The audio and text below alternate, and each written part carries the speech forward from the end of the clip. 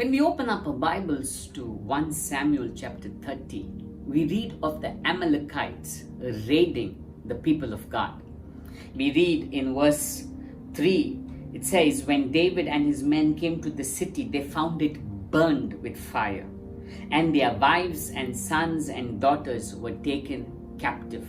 Everybody's wives, sons, daughters taken captive.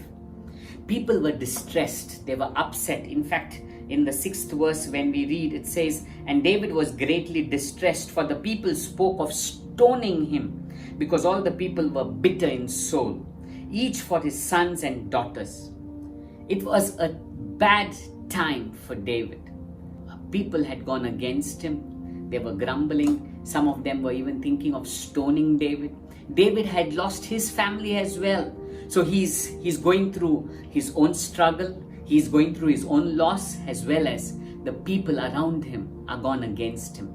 But do you know what David does in this storm, in this crisis? It says at the end of that scripture from verse 6, it says, but David strengthened himself in the Lord his God.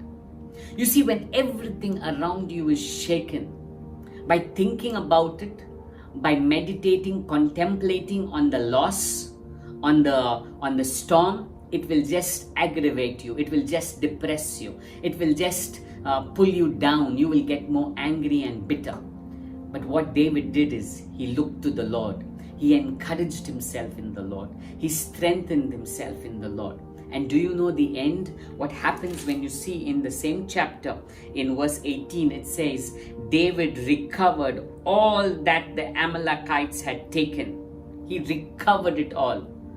You see, when you and I strengthen ourselves in God, I want to tell you, no matter what that storm is, no matter what loss you may be going through now, but God will always direct you and restore your life.